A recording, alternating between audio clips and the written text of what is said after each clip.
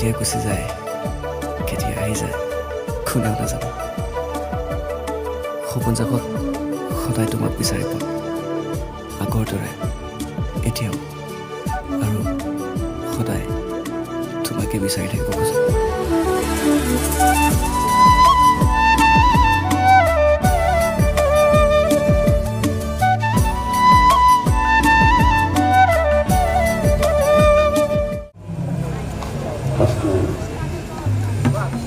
ভাটপাৰা আঞ্চলিক যুৱ সংঘৰ সৌজন্যত উদযাপন কৰা বিহু সন্মিলনত আজিৰ এই প্ৰথম কাৰ্যসূচী সাংস্কৃতিক শোভাযাত্ৰা, আৰু মোৰ সৌভাগ্য যে এই ভাটপাৰা আঞ্চলিক এই যুৱ সংঘৰ আয়োজন কৰা এই বিহু সন্মিলনৰ আজিৰ এই সাংস্কৃতিক শোভাযাত্ৰাত অংশগ্ৰহণ কৰিব পাই নিজকে সৌভাগ্যৱান বুলি ভাবিছোঁ। আৰু গোটেই মানুহখিনি মোৰ খুব, মই ভাবোঁ যে মোৰ বুকুৰ বহুত ওচৰত। মোৰ ঘৰ এই আলেকজাৰী ইয়াতে, মোৰ জন্ম হৈছে আলেকজাৰী। আমি একেডাল গছৰ শিপাত আমি ডালপাত এনেকুৱা থাকে, আমি প্ৰত্যেকে এডাল গছৰে সন্তান হওঁ। মই ভাবোঁ যে ইয়াৰ গোটেই এই ভূমিৰ এটা ইয়াৰে পানী, ইয়াৰে শস্য খাই আমি ডাঙৰ হৈছোঁ।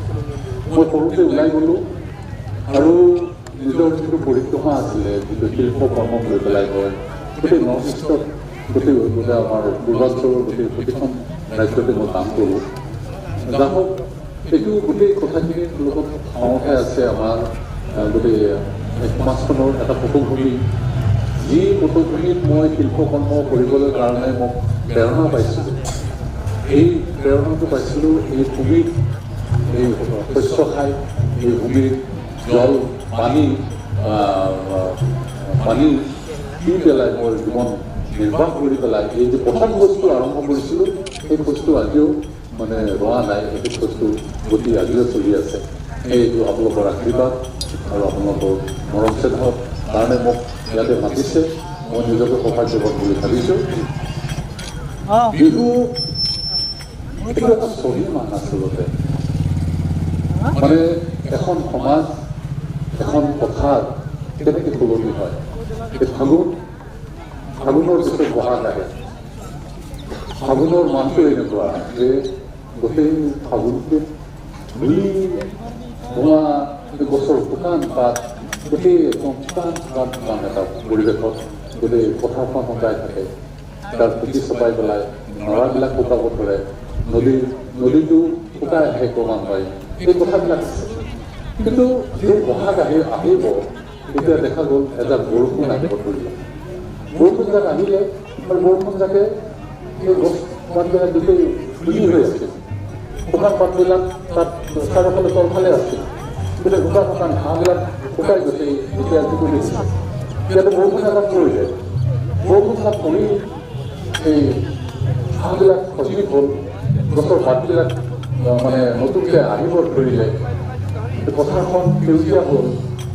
আমি গোটেই মানুহবিলাকৰ মনটো মানে এই যে মেঘে আহিলে, মানে ঘৰৰ ভিতৰৰ পৰা বাহিৰলৈ ওলাল, মেঘ আহিল, বৰষুণ আহিল, বৰষুণৰ শব্দত মানুহে জীৱনটোক এটা নতুন ধৰণে এটা জীৱন পাই উঠিলে। আৰু এই যে বৰষুণ, বহাগৰ বৰষুণজাকে গছজোপা প্ৰাণ দিলে, গছজোপাৰ ধূলি বালি শুকান পাত তাত গোটেই পথ, ঘৰৰ আমাৰ চালিখন ধূলি বালি পৰে, গোটেইবিলাক চাফ কৰি লৈ আহিল। গোটেই গাঁৱৰ গছ বন ঘাঁহে বনে গোটেই সেউজীয়া ৰং সিঁচি দিলে, এটা প্ৰাণ পাই উঠিল। আৰু প্ৰকৃতিৰ এই উন্মাদনা যিটো, এই প্ৰকৃতিৰ যিটো সম্পদ, সেয়ে হ'ল বিহু, সেয়ে হ'ল আমাৰ এই উৎসৱৰ মানে আচল বীজ। গোটেই আমাৰ জীৱনটোকে মানে ভৰপূৰ কৰি পৰিপূৰ্ণ কৰি তোলে, তাৰে কামনা কৰি মই বক্তব্য সামৰণি মাৰিছোঁ।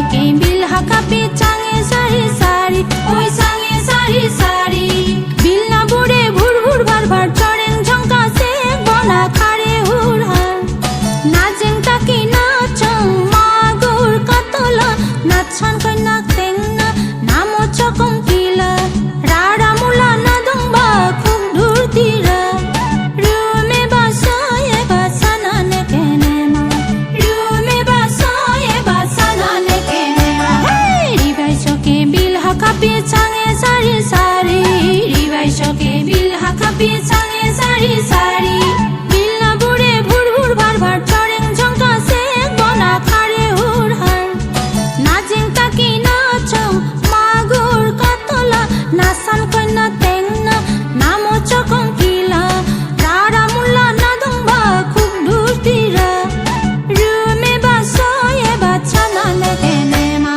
রুমে বাসায় বাসানা নে কেনে মা রুমে বাসায় বাসানা নে কেনে মা রুমে বাসায় বাসানা নে কেনে মা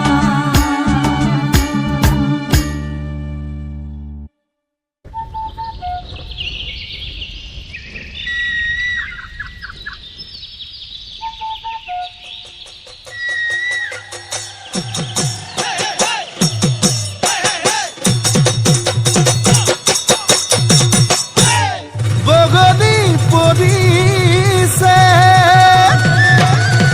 এই পিঠিত সমনীয়া এই শালিকি পৰিলে শিল এই পখিলা পৰিব ফুল বুলি ভাবি আমাৰে নাচনীৰ গান